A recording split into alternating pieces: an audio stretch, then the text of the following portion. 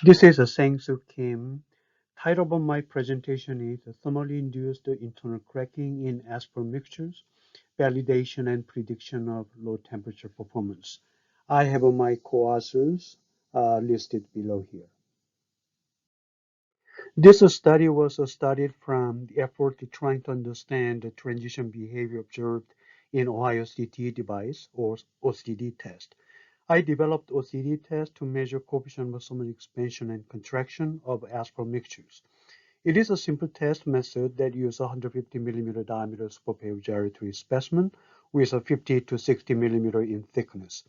As shown in this picture, it uses two LVDTs and four RTDs to measure the dimensional changes and the temperatures of this test specimen, which is placed in this OCD test frame. Chamber temperatures changes from plus 20 degrees C to minus 60 C with a 20 C per hour rate for the test. This is a typical OCD test result here, shown with the temperatures in x-axis and measured strain in y-axis. The upper portion of data before the transition give us a CTE value of the mix. We determine this transition temperature by fitting into a mathematical model proposed by Professor Bahia and Anderson. Previous our OCD studies have indicated this OCD transition is caused by thermally induced internal cracking of the test specimen. Professor Hussein Bahia and his associate have done a lot of work on the thermovolumetric behavior of asphalt materials.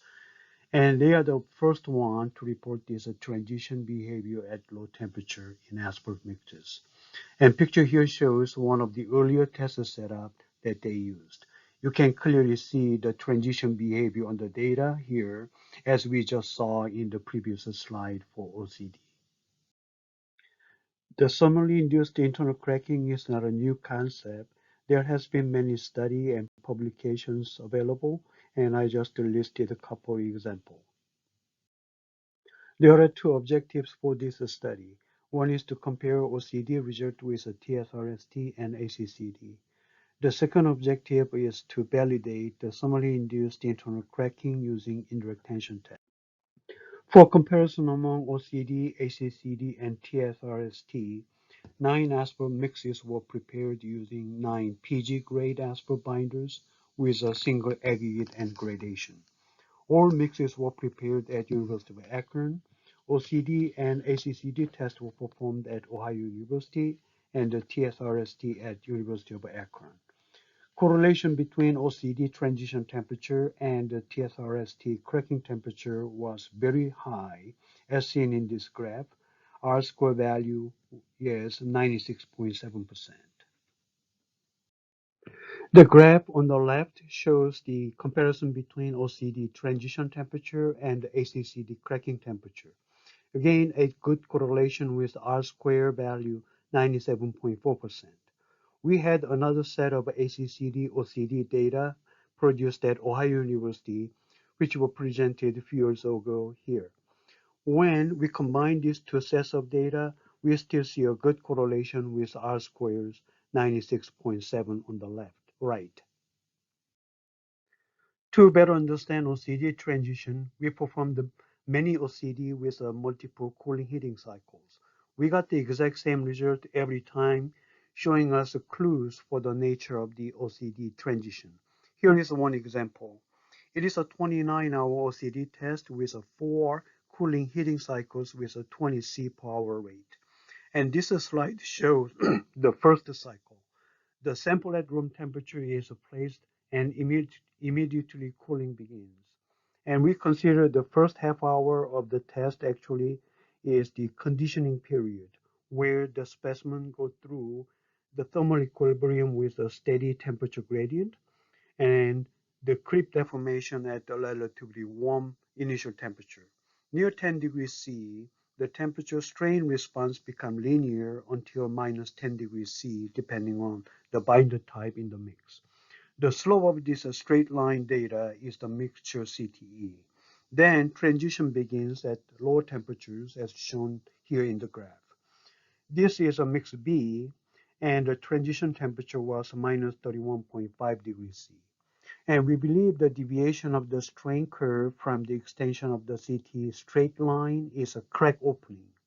As the temperature further decreases, the deviation or the crack opening gets bigger. On heating, the strain did not trace back its previous cooling curve. Instead, it further deviated from the CT line, suggesting the cracks were growing over the time. Here we, at the arrow, it passed 2 hours since the transition at the minus 31.5 C on the cooling. One thing to be noted is that during heating, we do not see the obvious transition we saw on the cooling curve. It is because the thermally induced internal cracking already happened. The heating stopped when the chamber reached minus 10 degrees C, and that is to make sure that no healing occurs. At this, at this point, the sample temperature was about minus 15 degrees C, lagging chamber temperature by about 5 to 6 degrees C. Then, on the second cooling heating cycle, we do not see any transition during both cooling and heating. Also, we notice that the cooling and heating curves are very close to each other, suggesting crack growth had stopped.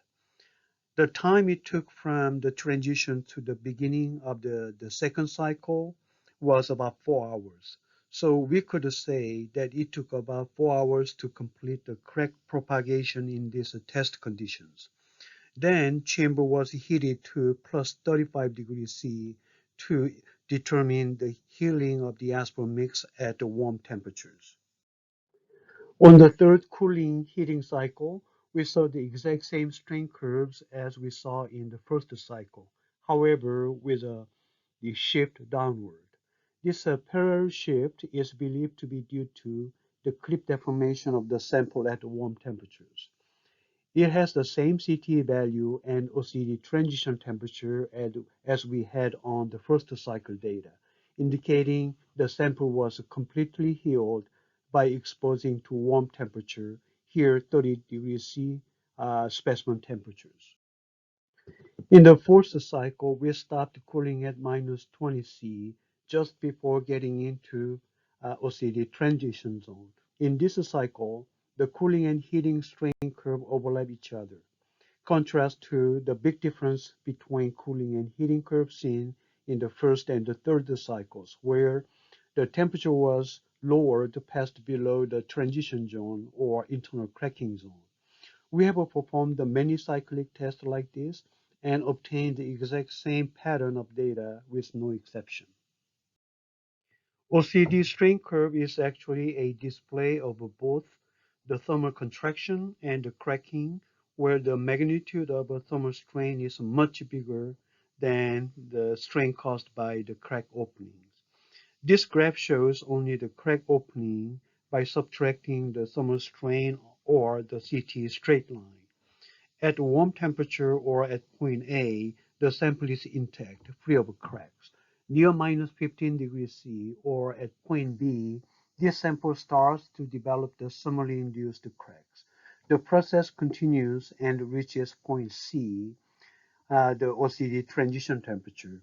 As temperature continues to decrease or at point D, the more crack development and the crack opening continues. Our second objective was to validate the thermally induced internal cracking with IDT strength test. We originally planned to prepare 27 test samples and perform IDT test at the three test temperatures, minus 20, minus 10, 0 degrees C, at the 12.5 millimeter per minute loading rate. However, we ended up testing over 140 samples so far for testing at additional loading rate, test temperatures, and the new test procedures. From IDT strength test, we got the strength and energy to peak stress. All IDT data presented here were from a single mix, a typical asphalt marshal mix for surface cores using unmodified PG64-22 binder.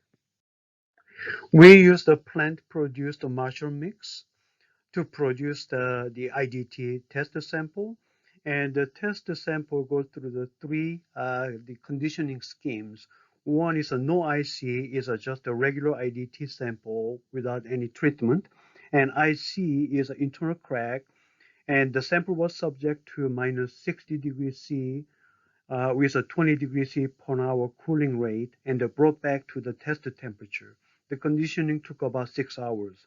Here the sample was cooled to minus 60 C and bring it up to 25 degrees C and then cool back to the tested temperature.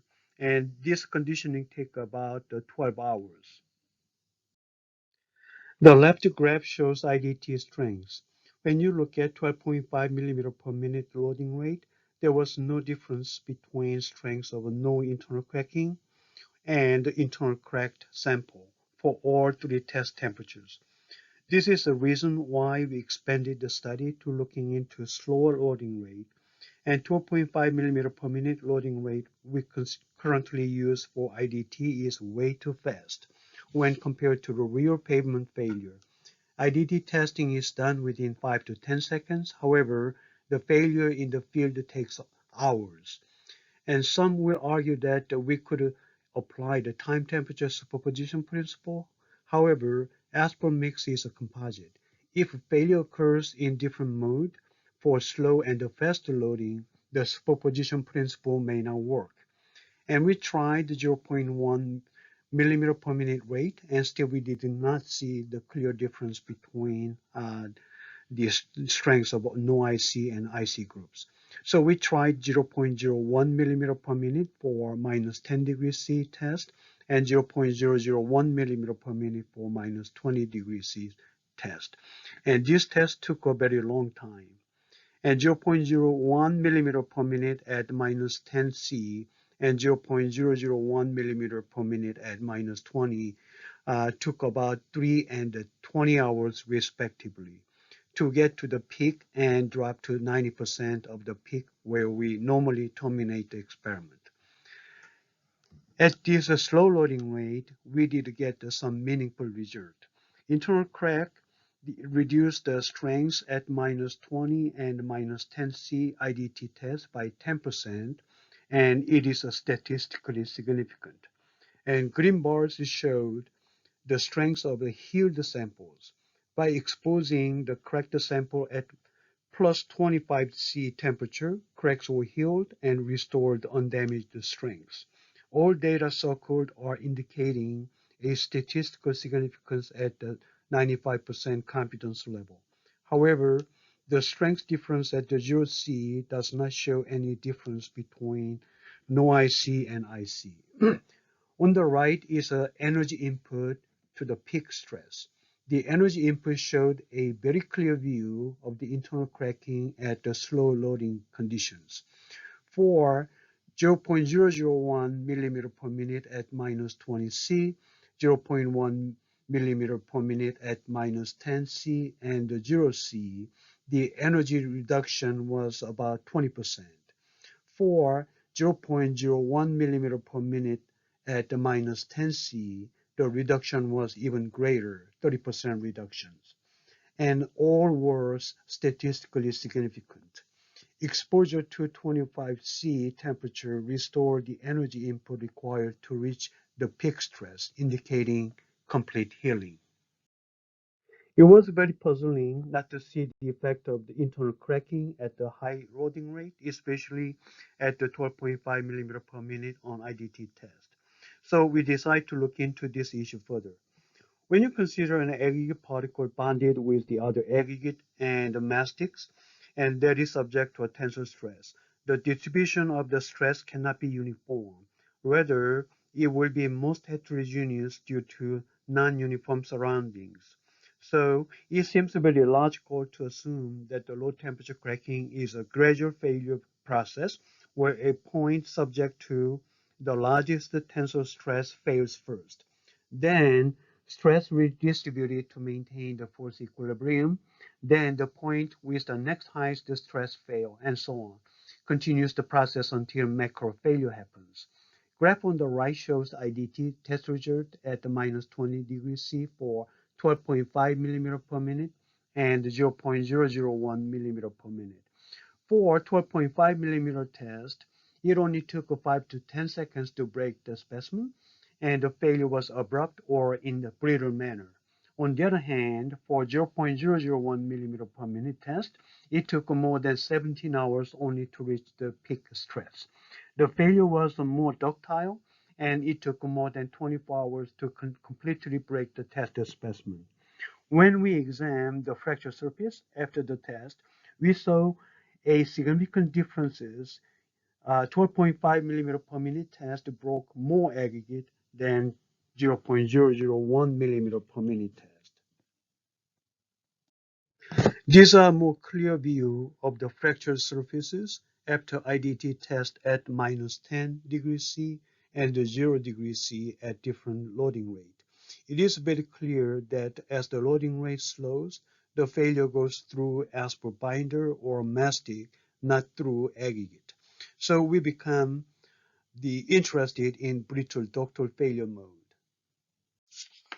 In steel industry, this ductile brittle transition is a well-established area. They look ductile brittle transition in two ways. One look for changes in the fracture energy over temperature, and the other look for change in strength. Ductile brittle transition temperature is the middle of drastic fracture energy change over temperatures, as seen in the left graph. And during failure process, always yield failure and the fracture failure compete. The yield strength significantly increase as the temperature decreases. The fracture strength, however, is largely unaffected by temperature changes.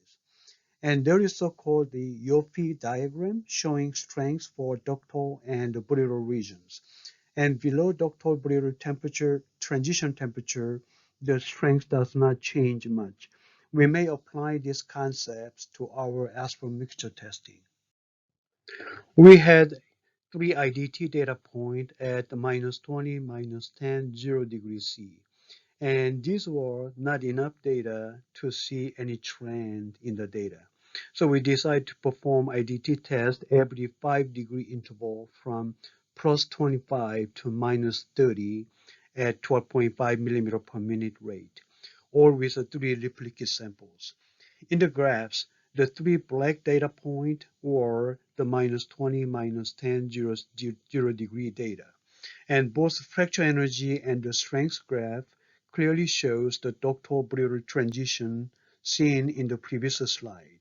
The transition occurred at near minus 5 degree and minus 7 degree. And it seems that 12.5 millimeter per minute IDT test at minus 20 and minus 10 degrees C for this asphalt mix is not a good option. After this, we started to think about the meaning of IDT strengths. For example, for our mix, IDT strength at minus 10 degrees C was 3.6 megapascal. Does it mean that at minus 10 degrees C, the mix will not fail if the applied stress is less than 3.6 megapascal? Could you answer following question? It's not a trick question. Will it fail with 84% of the strength applied, 66%, and 45%? How about 33%? The correct answer is all of them will cause failure, and only difference was time to break it or crack speed.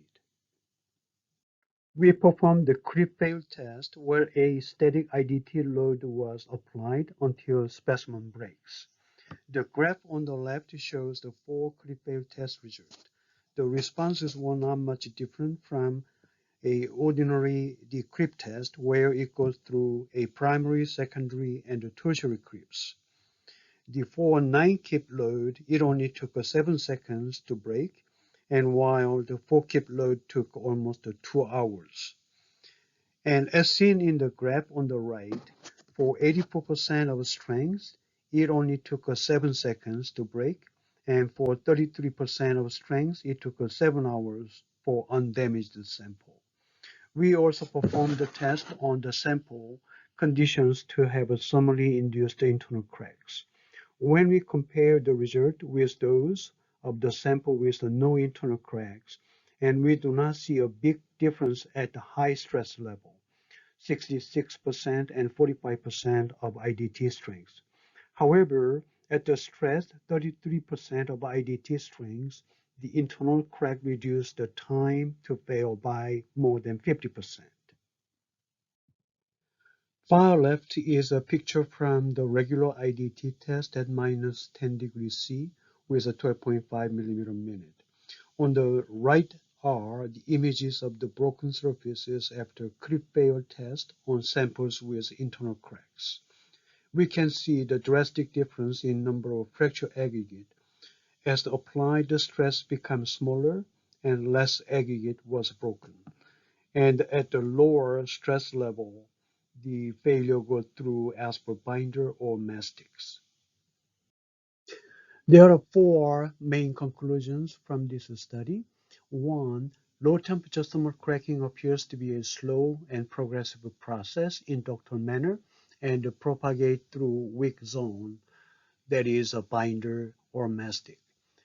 And number two, at a fast loading and under high stress loading, the cracking is abrupt in brittle manner and tends to propagate through aggregate, and differing from the failure mode of the field asphalt pavement. And the transition observed in OCD test is due to thermally induced thermal internal cracking of asphalt specimen. OCD transition temperature and the TSRST and ACCD cracking temperatures are highly correlated. Thank you very much for your attention.